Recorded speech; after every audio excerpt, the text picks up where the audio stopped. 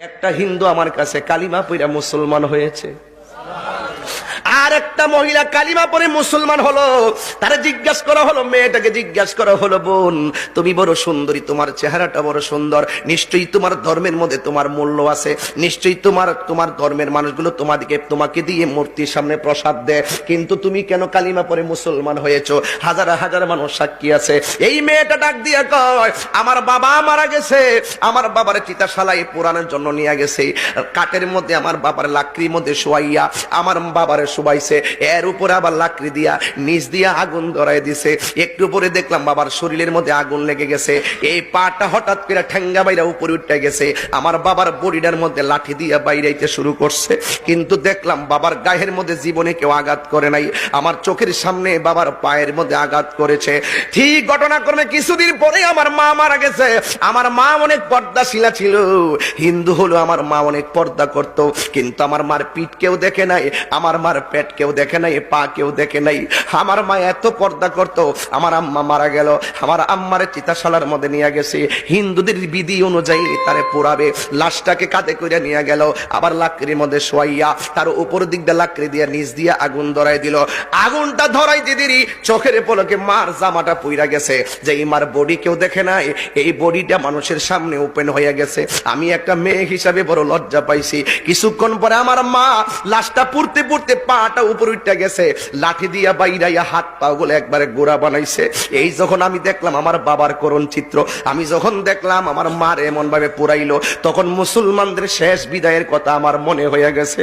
মুসলমানরা মারা গেলে কত সুন্দর করে চতুর্দিকে চারটা কাপড় টানাই, আবার কত সুন্দর গরম জল করে না, একেবারে বেশি গরমও দেয় না, আবার বেশি ঠান্ডাও দেয় না, কুসুম গরম জল দেয় যেন গায়ের মধ্যে আরাম লাগে। সবাই কয় গরম হইলে কত গরম দিস না, আবার ঠান্ডা হইলে গাই এত ঠান্ডা দিস না। কুসুম গরম জলটা দেয় যেন আরাম লাগে। কুসকু সাবানটা দে, অন্য সাবান দিলে কই ফেনা বেশি উঠবে, গায়ের মধ্যে ফেনা ফোনা লাগিয়া দেখবে। কুসকু সাবানটা দে ভালো পরিষ্কার হয়, কিন্তু তার গায়ের ময়লাটা কাটে। এত মায়া কইরা তার লাশটাকে দাফন করে। বন্ধুরে, ও বন্ধু, একটা কথা মনে রাখবেন, হিন্দু মেয়েটার উত্তর দেখেন কত সুন্দর। আমরা তো রেডিমেড ইসলাম পাইলাম, কদর করতাম জানি না। আমরা তো রেডিমেড মুসলমানের ঘরে মুসলমান হইলাম, আমরা ভাবতে জানি না। আজকের ঈদগার মাহফিল থেকে ভাবতে হবে তুমি শ্রেষ্ঠ জাতি। কথা বলেন ঠিক কিনা বলেন? এই জন্য যুবক, এই মেয়েটা ডাক দিয়া বলে, ওই মুসলমানরা মারা গেলে কত সুন্দর করে তারা লাশটারে গোসল দেয়, আতর লোবান দেয়, চোখের মধ্যে সুরমা দেয়। আবার আছে একটা কিন্তু আছে, আমিও কিন্তু অনেক সময় লাশ যখন গোসল করাইতে যাই, ওই পেটের মধ্যে এইভাবে চাপ দেয়, চাপ দেওয়ার পরে নিচ দিয়া যে ময়লা বের হয়, টিস্যু দিয়া ময়লাগুলো মুসলমানরা পরিষ্কার করে দেয়। হিন্দু মেয়ে কয় পায়খানারা সবাই ঘৃণা করে, কেউ সামনে যায় না, কিন্তু মুসলমান মারা গেলে বডির মধ্যে চাপ দিয়া ফেট থেকে ময়লা বাইর করে, পায়খানা বাইর করে, বাইর করে নিজে টিস্যু দিয়ে মুচ্ছা দেয়, গামছা দিয়ে মুচ্ছা দেয়, কোনো ঘৃণা করে না। এরা কত মায়া করে, মায়া কইরা তারে নতুন জামাটা পরাইয়া মসজিদ থেকে একটা খাট আনে, খাটের মধ্যে শোয়ায়, কান্দের মধ্যে লাশটারে লয়। কান্দের মধ্যে ব্যাপারে আমার নবী বলেছেন, কোন মানুষ যদি কোনো মানুষের মৃতের কান্দের মধ্যে মৃতের খাটটা লয়, আমরা তো লইতাম পারি না, বাজার আমরা ডাকে, আমরা তো লইতাম পারি না, বন্ধু আমরা ডাকে, আরে লাশটা নেওয়ার জন্য চেষ্টা করবেন। আমার নবী কই, কোন মানুষ যদি মৃতের লাশের খাটটারে কান্ধের মধ্যে বহন করে, 40টা কদম যখন দেয়, একটা কদম দিলে একটা কবিরা গুনাহ মাফ হয়ে যায়, 2টা কদম দিলে 2টা কবিরা গুনাহ, 3টা কদম দিলে 3টা কবিরা গুনাহ মাফ হয়ে যায়। আমার নবী বলেন 40টা কদম দিলে বড় বড় 40টা গুনাহ মাফ হয়ে যায়। একটা মানুষের জীবনটা তালাশ করে দেখেন, জীবনে 40টা কবিরা গুনাহ খুঁজা পাইবেন না। যতই বলেন একটা মিথ্যা করলে মিথ্যাই কবিরা, জিনা করলে জিনাটাই কবিরা, কিন্তু কবিরা গুনাহ 40টা খুঁজে বের করা বড় কঠিন। আমার নবী, আপনার নবী বলেন, যদি মৃতের খাটটারে কান্দের মধ্যে লইয়া আস্তে আস্তে যা 40টা কদম দেয়, আমার আল্লাহ রাব্বুল আলামিন তার 40টা কবিরা গুনাহ মাফ কইরা দেয়। যদি দ্বিতীয় দিন আপনি আরেকজনের লাশটা কান্দে নেন, তাইলে আপনি একই ফ্যাসিলিটি পাবেন। এক সপ্তাহ পরে কান্দে নিলে আপনি একটা আবার একই ফ্যাসিলিটি পাবেন। এক বছর পরে কান্দে নিলে আপনি একই ফ্যাসিলিটি পাবেন।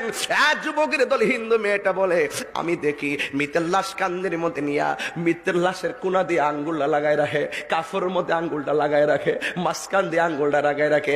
কত মায়া কইরা হাঁটি হাঁটি পা কইরা তারে লয়া যায় গোসল কানার ভিতরে, নাকে দিয়া তুলা ঢুকায়। জিজ্ঞাসা করা হয়, কেন তুলা ঢুকাইলা? কই বলতেছে নাকে দিয়া যেন পানি না ঢুকে। কানের মধ্যে তুলা ঢুকায়। কই কেন পানির কানের মধ্যে তুলা ঢুকাইলা? কই কান দিয়া যেন পানি না ঢুকে।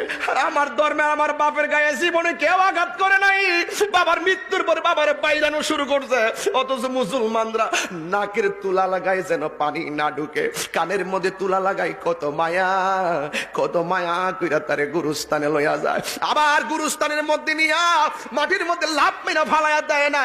2-3 জন কবরের মধ্যে নাই মা, তারে লাশটারে আস্তে কইরা কবরে নামায় একবারে কবরের মধ্যে শুয়াইয়া দে। হো বন্ধুরি, হো চাপুর চিনার খেওয়ার বাবা, হো খাওয়ায় পাক পাড়ার বাবা, ও চান্দির বাবা, কি দিয়ে ওয়াজ করতাম, কি বুঝাইতাম। আমার বড় কষ্ট লাগে, আমরা কত শ্রেষ্ঠ জাতি হইলাম। হিন্দু মেয়েটা উত্তর দেয়, আবার মাটি দিয়া চাপ দেয় না, উপর দিক দিয়ে বাঁশ দেয়, বাঁশের ফাঁক দিয়া যেন মাটি না ঢুকে। দেখেন কি সিরিয়াল টু সিরিয়াল আমাকে বলুন। বাঁশের ফাঁক দিয়া যেন আবার মাটি না ঢুকে, উপর দিক দিয়ে একটা চাটি দিয়ে আবার কেউ যেন ডিল মাইরা মাটি না ফালায়, আস্তে আস্তে কইরা মাটিগুলা কবরে ফালায়। জোরে ফালাইলে মানুষের দমক দেয়, জোরে ফালাইস না।